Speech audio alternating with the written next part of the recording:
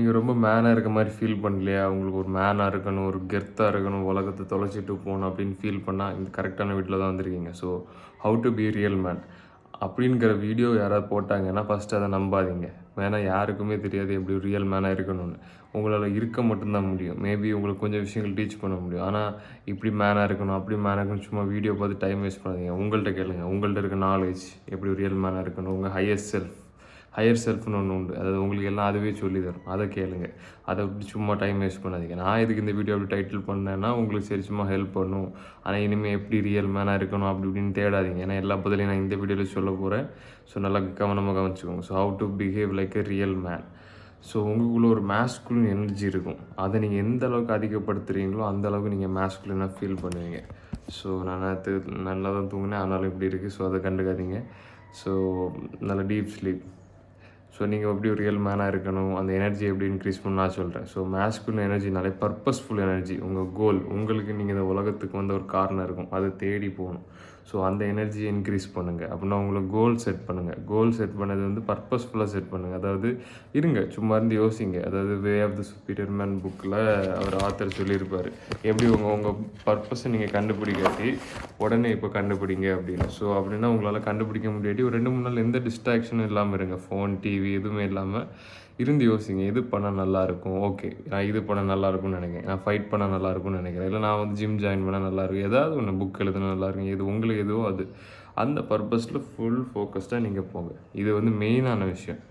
இது போக சைடான விஷயங்கள் நிறைய இருக்குது. அதாவது மேஸ்குலினாக உள்ள அவங்கள்ட்ட பழகணும். இப்போ எனக்கு ஒரு அண்ணன் உண்டு, அவங்களுக்கு அதிகமாக டெஸ்டாஸ்டரோன், அதாவது டெஸ்ட் ரிசல்ட்டு படி அது கம்மியாக தான் இருக்குது. கம்மியாக மீடியமாக. எனக்கு 845, அவங்களுக்கு 700 சம்திங் நானோகிராம் பெர் டெசிலிட்டர். நம்ம அதெல்லாம் விடுவோம். ஆனால் அவங்க எனர்ஜினால் அதிகமாக ஃபீல் பண்ண முடியும். ஜிம்மில் ஓபி அடிக்க மாட்டாங்க. கடைசி ரெப்னாலும் கடைசி ஃபெயிலியர் அவங்க புஷ் பண்ணுவாங்க. அதை நம்மளுக்கு பார்த்தாலே தெரியும். ஸோ அவங்க பிஸ்னஸ்லையும் சரி ஜிம்லேயும் சரி அவங்கள அடிச்சு காலே இல்லை நான் பார்த்த வரைக்கும். ஸோ பெரிய பெரிய ஆட்களாக இருக்காங்க, நான் பார்த்ததில் அவங்க ரொம்ப மேஸ்குலான காய். ஸோ அப்படி இருக்க ஆட்களை கூட சரௌண்ட் பண்ணிடுங்க. அப்போ உங்கள் எனர்ஜியும் பூஸ்டப் ஆகும். வேறு பின்னாடி இருக்கலாம் ஃபைட் பண்ணுங்கள். ஃபைட் பண்ணால் உங்கள் எனர்ஜி கண்டிப்பாக இன்க்ரீஸ் ஆகும். So marshal art, karate, kick boxing, judo எதுவாக பண்ணுங்கள். அந்த ஃபைட்டிங் காம்படிட்டிவ்னஸை கொண்டு வாங்க. அது உங்கள் மேஸ்குலர் எனர்ஜியை தாறுமாற இன்க்ரீஸ் பண்ணும். ஸோ இதெல்லாம் வந்து இந்த மாதிரி நிறைய விஷயங்கள் இருக்குது. ஸோ ஜிம்மில் பண்ணும்போது ஃபுல் ஃபிசிக்கல் எக்ஸாஷன், மசில்ஸ் பண்ணும்போது ஃபெயிலியர் வரைக்கும். ஸோ இந்த மாதிரி இது எனர்ஜி இன்க்ரீஸ் பண்ணுறது. ஸோ எப்படி நீங்கள் வந்து ஃபுல்லாகவே அப்படி இருக்கிறது, நான் இப்படி பிஹேவ் பண்ணணும். ஸோ இன்க்ரீஸ் பண்ணாலும் நீங்கள் ஆட்டோமேட்டிக்காக மேஸ்குலர் ஆகிடுவீங்க. ஸோ வேறு எப்படி உங்கள் பாடி லாங்குவேஜ் ரொம்ப மெயின். ஸோ பிஹேவ்னோடனே இதெல்லாம் சின்ன சின்ன டிப்ஸு. நான் மெயினான விஷயங்களை நீங்கள் கரெக்டாக வச்சுக்கணும். உங்கள் எனர்ஜி, கோல், உங்கள் பர்பஸ் இதெல்லாம் ஃபாலோ பண்ணி போங்க. வேறு எந்த டிஸ்ட்ராக்ஷன் முன்னாடியும் போகாதீங்க. போனால் உங்கள் லைஃப் தான் எங்கெங்கன்னு போகும். ஸ்ட்ரெயிட்டாக போயிட்டுருங்க. உங்களுக்கு சரியோ தப்போ உங்கள் மனசு சொல்லுது. மனசுனா ஹையர் செல்ஃப்.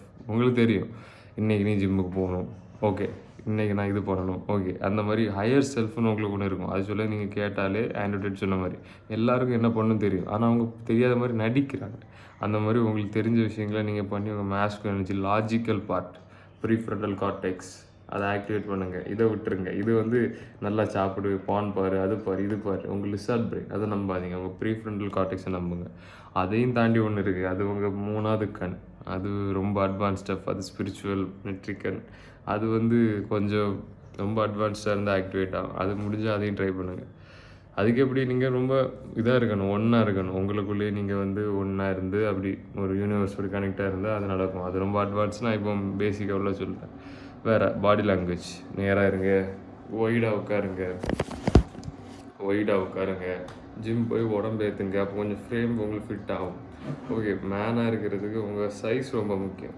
ஸோ எப்படியாவது பல்க் பண்ணி ஓரளவுக்கு ஒரு 70 கேஜி 80 கேஜி. நான் இப்போ 70 கேஜி. ஆனால் நான் மற்ற வீடியோஸில் பார்த்தா நான் பல்காக தான் இருப்பேன். அது ஏன்னா நான் இப்போ ஃபைட் பண்ணது ஸ்பீடு தேவைப்படும். அதனால நான் ரொம்ப பல்க் பண்ணேன்னா நான் இப்படி பண்ணிடுறேன். நான் 83 கிலோ இருந்தேன் ஃபஸ்ட்டு பல்க்டாக. அப்புறம் இதுக்குன்னு கட் பண்ணேன். ஸ்பீடு வேணும்ல, ஸ்பீடு. ஸோ சைஸ், ஃப்ரேம் ரொம்ப முக்கியம். ஏன்னா இந்த 70 கேஜிலேயே மசில் இருக்கனால எனக்கு டிஷர்ட்டெல்லாம் பெருசாக தான் இருக்குது. ஸோ அது முக்கியம். பாடி லாங்குவேஜ் ஒரு டிப் சொல்லி தான் நல்லா கவனிச்சுக்கோங்க. இவங்க எப்போவுமே கொஞ்சம் ஸ்லோவாக நகருங்க. அதாவது ஆல்ஃபா மேல் ஒய்டு பாடி லாங்குவேஜ் இப்படி இருக்கிறது காலை ஒய்டாக அது வந்து இருக்கு ஓகே. ஆனால் அது வந்து கொஞ்சம் அன்நேச்சுரலாக இருக்கும். நான் ஒரு டிப் சொல்லி தரேன். நான் எந்த இடத்துல போனாலும் எப்படி தெரியுமா மூவ் பண்ணுவேன், நல்லா பார்த்துக்கோங்க. இருக்கேன்னா ஒரு இடத்துல அந்த சேரில் வந்து உட்காடுறேன்.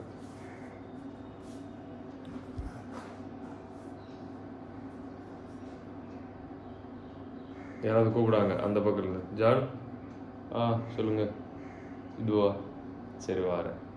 இப்படி தான் எங்கேருந்து கூப்பிடுவாங்க. ஜான், என்ன சொல்லுங்கள். இப்படி பண்ணால் பாடி லாங்குவேஜே முடிஞ்சு. ஆல்ஃபா மேல் நல்லா ஒய்டாக இருக்காங்க. John, yes sir.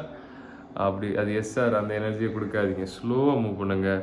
கண்ணை பார்த்து பேசுங்க. கண்ணை பார்த்து பேசுறது கொஞ்சம் அன்கம்ஃபர்டபுளான விஷயம். நானும் ட்ரை பண்ணுங்க. ஏன்னா நம்ம வந்து பெஸ்ட்டாக இருக்கணும், இஸ்ன்ட் இட்? அதனால் அப்படியே பார்த்து அவங்க இப்போ திரும்ப வரைக்கும் நீங்கள் அதை ப்ராக்டிஸ் பண்ணுங்கள். அது ஒரு கஷ்டமான விஷயந்தான், கலை தான். ஆனால் நீங்கள் ப்ராக்டிஸ் பண்ணி கொண்டதில்ல, அது ஸ்கில். அப்படி பண்ணுங்கள். வேறு பாடி லாங்குவேஜ் நல்லா ஃபிட்டாக ட்ரெஸ் பண்ணுங்கள். ஆனால் எல்லாத்தோட முக்கியங்க பர்பஸில் போங்க. பர்பஸ்ஃபுல்னு நீங்கள் வேறு எதையும் தேடி போகாதீங்க. அதாவது நானும் ஒரு காலத்தில் கஷ்டப்பட்டேன். தப்பான விஷயங்களை பர்பஸ்ன்னு நினச்சிட்டு பணம் சம்பாதிக்கணும், இல்லை அப்படி பண்ணணும் இப்படி பண்ணணும். நமக்கு பிடிக்கும், நமக்கு ஃபுல்ஃபில்லிங்காக இருக்கும். அது எந்த விஷயமா இருந்தாலும் சரி, எல்லாத்தையும் விட்டுட்டு சும்மா இருக்கணும், மெடிடேட் பண்ணாலும் சரி, எதுவோ அதை பண்ணுங்கள். வேறு எல்லா விஷயங்களையும் இங்கே ஆட் பண்ணுங்கள். உலகத்துக்கு ஏதாவது கொடுங்க. ஸ்டோயிக்காக இருங்க. அதுதான் உண்மையான ஒரு மேஸ்குலின் எசன்ஸ். ஸ்டோயிசிசம் தான் என்ன கேட்டால் மேஸ்குலினோட இன்னொரு இதுன்னு சொல்லலாம். ஏன்னா நம்ம தான் லாஜிக்கல். எனக்கு சாக்லேட் சாப்பிட தோணுது, எனக்கு ப்ரௌனி சாப்பிட தோணுது, எனக்கு இது பண்ண தோணுது. அது மேஸ்குலினிட்டி இல்லை. எனக்கு சாக்லேட் சாப்பிட தோணுது, போயிட்டு எது சரி எது கரெக்டு, எனக்கு நான் இது நல்லது. ஸ்டோயிசிசம் நம்ம எமோஷனலை தாண்டி நம்ம லாஜிக்கலாக யோசிக்கணும். அதுதான் மேஸ்குலின் எசன்ஸ், மேஸ்குலின் பவர். வேறு உங்கள் எனர்ஜி இன்க்ரீஸ் பண்ணணும்னா சீமன் ரிட்டென்ஷன், அதை பற்றி நிறைய வீடியோ போட்டிருக்கேன். ஸோ உங்கள் மேஸ்குலின் எனர்ஜியை இன்க்ரீஸ் பண்ணுங்கள். பர்பஸ்ஃபுல்லாக இருங்க. பாடி லாங்குவேஜ் கரெக்டாக இருங்க. நல்லா ஃபிட்டாக ட்ரெஸ் பண்ணுங்கள். இதெல்லாம் ஸ்மால் ஆனால் மெயினான விஷயத்தை விட்டுறாதீங்க. கோல் செட் பண்ணுறது தான் masculine purpose. So goal set பண்ணி நீங்கள் அதை அச்சீவ் பண்ணுங்கள். நியூ இயர் வேறு வருது. So all the blessings. வேறு எதாவது டவுட்னா கீழே கமெண்ட் பண்ணுங்கள். How to behave like a real man.